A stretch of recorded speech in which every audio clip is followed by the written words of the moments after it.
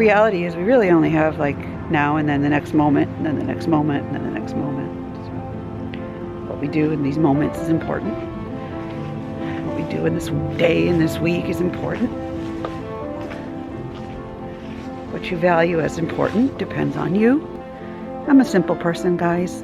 I did all the right things as a kid. I worked really hard. My parents helped me, but they couldn't pay for my college. We worked it through, you know.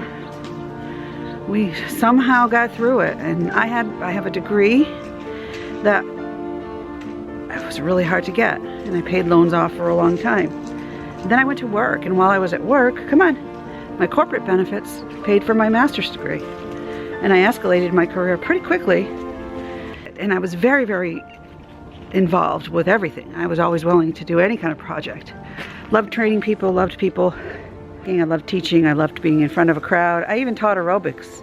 Probably people don't know that about me. For years, I was a fitness instructor. Helping people.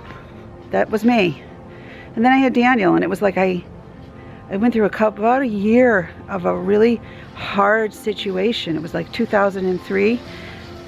It's a really long story, but I'll give you the very short. It goes like this. I was working for a company, and it was a manufacturing company, and I really loved it. I mean, I was an HR director, but also directly involved with the plant people. The guys on the floor were the best. Things got kind of strange when I had Daniel.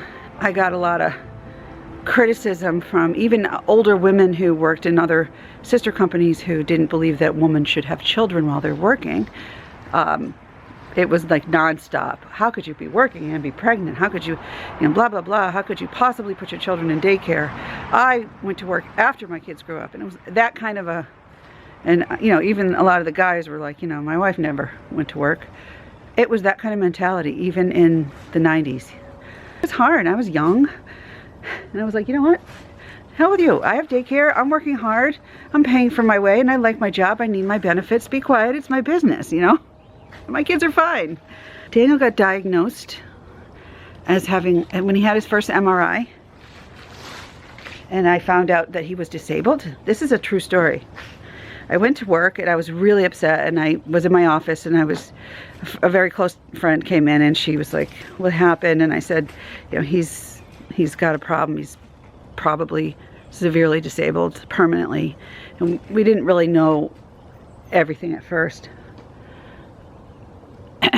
And a few hours later in the afternoon, I guess the word spread through senior management, and our general manager came over to the office, and he and the plant controller at the time actually called me into the office.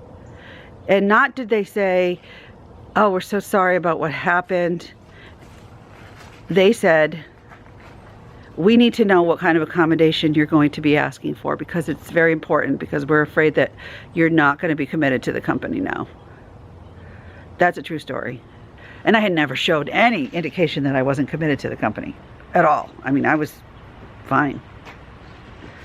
And I was fine working. And then Daniel was fine. When he was young, he was in daycare, he's fine. He wasn't as sick as he is now. Come on. And I wasn't asking for an accommodation. After that diagnosis, everything went downhill at my job. Very subdued, very underhandedly. And little by little, every time I would come in early or leave early or come in late and stay late or work from home, it was not really what they did there. And they didn't like it. And then I had Thomas.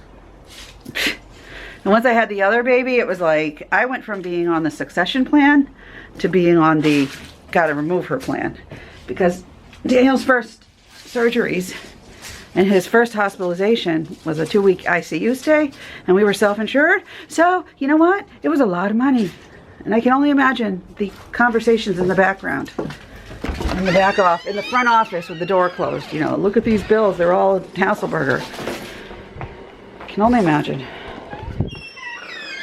After they called me into the office that day, I actually called our corporate HR department to let them know I felt like I was being discriminated against, because I was a woman, and I was the only woman at the time in management at that company. And I just wanted to, you know, have it on file. So fast forward, blah, blah, blah. More bad stuff happened. I had a file about all the things that were said to me by people who worked at the company, by even my own boss. It was really borderline sexual harassment. I had documents and documents of what people were saying, copies of emails. And a friend of mine went to a conference at corporate, and it was for accounting and controllers. And he came back and he said, I need to talk to you. And I said, why? And he said, you know, Josie Smith, or whatever her name was, I can't even remember her name, the controller at, you know, sister company where the other woman was who hated my guts, said to another controller that we need to get rid of the HR manager at that company. And they didn't say why, and they didn't say anything. I mean, there was no reason. I had exemplary reviews. I worked really hard. I mean, seriously, my reviews were all amazing. I had no reason. There were no, I just worked really hard because it was, when you're a plant HR manager, you're busy all the time hiring and talking to people and dealing with benefits, and I did workers' comp and safety and that kind of stuff. So that was like really weird. And I said, well, why would they be talking about getting rid of me? I didn't do anything. So that was earlier in that year. I know when I had Thomas, they kept calling me, asking when I was coming back. And it was well within the amount of time I was supposed to be home, and they kept calling me. It was weird. Maybe they thought I wasn't gonna come back, but I'm like, why are you calling me? Obviously you hate my guts. You're never nice to me. Why are you calling me? They didn't care. Anyhow, one day they called me into the office, and I don't know. They said, oh, the accounting manager says that he talked to you about inappropriate accounting practices. And I was like, what? What are you talking about? And then they pulled out my HR file and they opened it and they said, see, there's a memo in here and you're highlighted at the bottom. So obviously you saw this. And I said, I didn't see it. Obviously, I would have remembered that, and I wouldn't, if someone came to me and said they had significant concerns about what they were being asked to do, I would have done something. So they said, well, as of this moment, you're on suspension. They made me pack up my stuff and leave my office and go home. Or no, they didn't even let me pack up my stuff. I did grab my big fat file though, because that's the first thing I grabbed. I used to call it, had my upper boss's name on it. Why so-and-so first wanted to be my mentor, now hates me. So then what happened? It was 3 or 4 days, and I contacted corporate HR. You know, it's like, well, what is going on? Honestly, I don't know what's going on. I didn't know that memo was in there. Oh, they're going to do an investigation. They say that you knew the memo was in there and that you were, it was about like the time that Enron happened and I don't know, inappropriate accounting practices, which I was not involved with accounting, almost not at all. I was human resources and more so buried in workers' comp and stuff like that. So anyway, they called me back to the other company on the other side of town where the other lady worked at the time. The other lady who actually walked right into my office and took over my job the minute I left.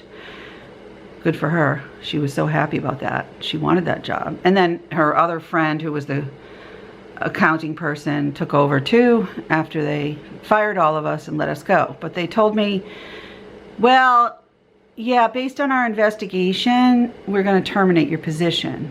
And I just couldn't believe I was hearing those words because I worked so hard. I've been a mess for a decade over this because I really, really loved my job, but I was also worried about Daniel, you know. So I remember many times having to race home because he started having seizures. Anyway, they said, you know, we're going to terminate. So if they were going to truly terminate me for illegal or inappropriate reasons, you know, terminating for cause, they wouldn't have given me like a 6-month severance package and made a mistake on it and actually paid me more, and more went into my bank account. And I'm like a lot more. And I'm like, well, why is all this money in here? And then when the accounting lady was like, well, we might have to take it back because it was a mistake. And then they never did, and they decided just to let it go. So why did they give me so much money? I had to sign agree not to sue. So before I did that, I took their package and all of my information to a lawyer who specializes in discrimination. And you could definitely sue these people. I mean, you have more than enough. This is horrible that anyone would be treated this way. I mean, there was a lot of stuff. Can't really get into it because I don't want to incriminate myself. But there was a lot of bad stuff that happened. So what did I do? You know, she was like, well, here's the problem. You're going to have to pay the attorney fees, and then what you'll get back is your job back, and then maybe any lost wages. But more than that, not really. And do you want to drag yourself through the emotional upheaval? Or do you want to just, you know, take their money and go home and figure it out and find a new job?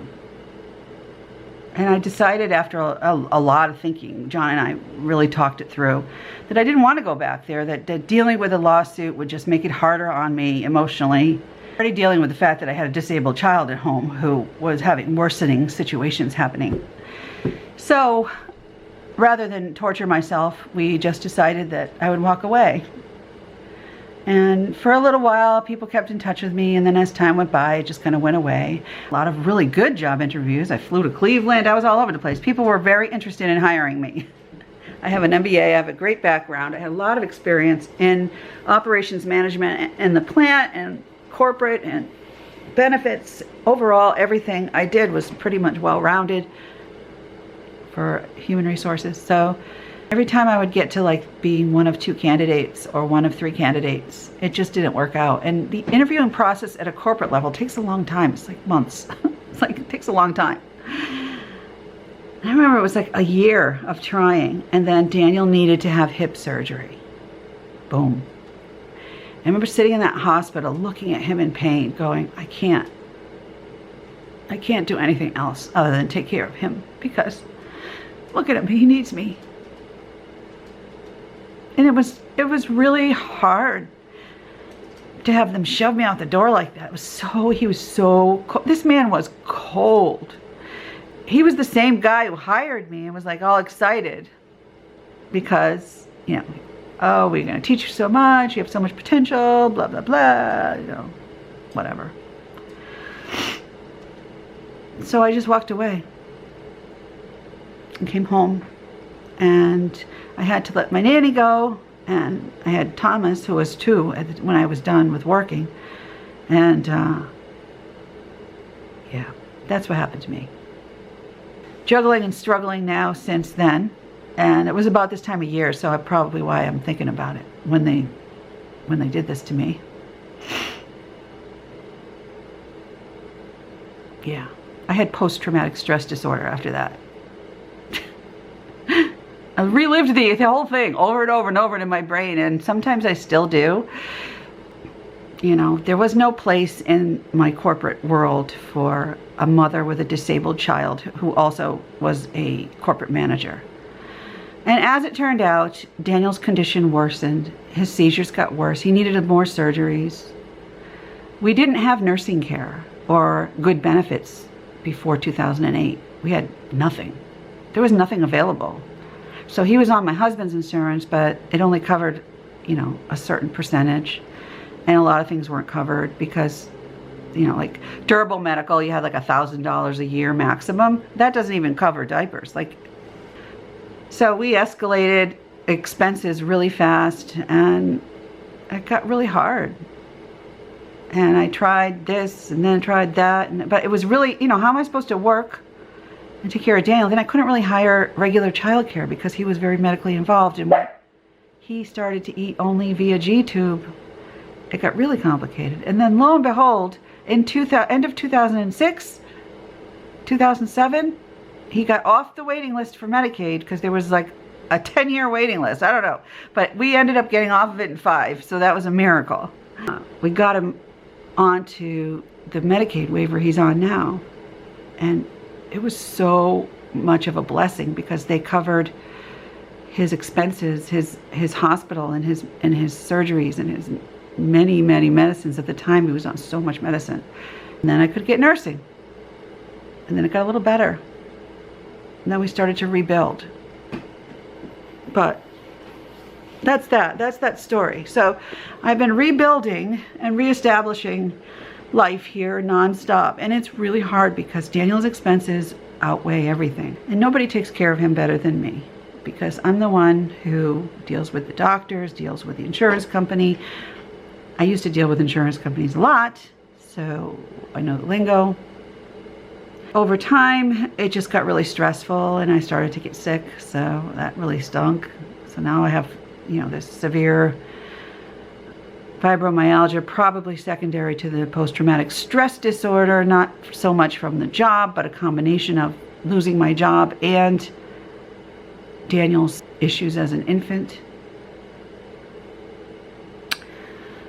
So here we are, and he's 19, and I haven't worked a full-time job since then because I can't. I gotta be here. I've tried some part-time jobs, but most of them didn't work because the nurse wouldn't come to work and I couldn't stick to a schedule, or he would get sick and I'd have to pick him up, or he would have been in the hospital and I would be there for a week and I couldn't go to work. And so it was off and on and off and on. And I tried working everything, you name it. I was selling Southern Living at Home. I was working for Primerica. I had 4 licenses, securities and life insurance and mortgage licenses. That didn't work because it required going out at night and soliciting and dealing with people, and I just didn't have the time to put into it, and it cost a lot of money because it was like you had to upfront everything. It wasn't my thing. The whole MLM, multi-level, build residual income, get rich quick kind of thing. Yeah, I tried that. Didn't work for me. Works for some people. It was too hard with the stress I was dealing with having to be Daniel's mommy. And also Sarah's mommy and Thomas's mommy. And so then I did some contract work for HR, and it's just been a juggle and a struggle. And there have been so many times when I've had to like just reach out for help, you know, like, I need help. Can somebody help me? Because our house got redone in 2010. And we love this town, so we ended up just somehow making it through. And here we are, a jillion years later, and I'm still struggling. Like I'm still really trying to make ends meet all the time. Being creative and figuring things out, and I don't know guys, it's crazy. It's like I just know that I once had an amazing career, and then I was home with my kids, and it was never part of the plan. It just happened that way. But my kids were just great kids. Daniel just needed me. I mean, I don't even know how much time we spent in hospitals. It was a lot over a couple of years when his scoliosis started to happen, and he started to get worse and worse and have more pain and more issues, and the pain and the pneumonias and oh my God, it was crazy. He's okay. So I walked away from all of it, and that's kind of the long story, kind of long, sorry. It was rotten what they did to me there. It was really rotten. Anyway, whatever. I can't change time. But this is down. This house is all we have, so we're hanging on to it because something catastrophic happens, you know. We gotta have something. But this house is also Daniel's house. I always think of it as Daniel's house. It's we bought this house because of Daniel, because we had easy access in, you know, no stairs, and his room was on the first floor, and he could be a part of our daily family life very easily. And, you know, we had lots of visions when we bought it, when we were both working, of what we really wanted to do, you know, redo this whole kitchen and make it really nice. And none of that ever happened because they did what they did to me. But so what, you know, it's still our house. We did remodel for Daniel, inside and out. So that's kind of where I'm coming from. People probably don't even know that. You know, I mean, I went to school for a long time. I had a really great career, and after having Thomas and being told that I would need an accommodation even when I didn't ask for one, I think Thomas was the straw that broke their back, because they were like, oh, here she is with all this, and now she's having another baby. Like, they were just really not happy about it. They being like you could just tell the way they treated me, the senior level people. So it happens. Pregnant women are not always welcome in all companies. And maybe it was a blessing. I should have probably tried to get out of there, but I liked the people there. And the general people that I worked with, not corporate management, not so much. They were not very nice people. They only looked at the bottom line. It was all about the money. Not about, I cared about the people because I was the one who hired them and trained them and dealt with them, and they'd come into my office when they were having problems with their insurance or their 401ks or whatever. Well, I hope you stuck that out, that long spiel I just did. I don't know how long that was. Just to know that I really care about people, because that's kind of inherently just the kind of person that I am. And when you get turned on like that, it's really hard emotionally. But yeah, just want you to know how much I appreciate the support and the friendships, and I love you, and I love how much you care about my family, and how Daniel has such a big fan group out there. He's really, really amazing, guys. He's quiet, and he's subdued and happy and gentle, but there's just something about him when you're with him that he's just, I don't know, there's like something in his soul that is very, very special. Very special. So I am very glad that I can share that with you. People on the outside don't see it. They see us as a burden, you know.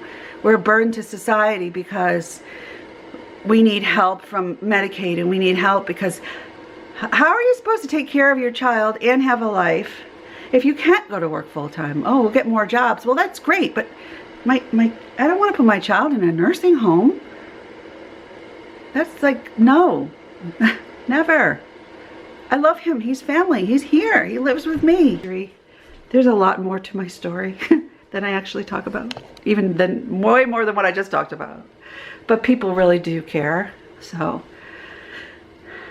if you ever see me, you know, saying I have his GoFund Me up, and you know, we're looking to help with his expenses, it's not because we're lazy or greedy. It's because, honest to God, it is really, really hard to take care of a child who has severe disabilities, or a mother or a father or an uncle or a brother or whoever.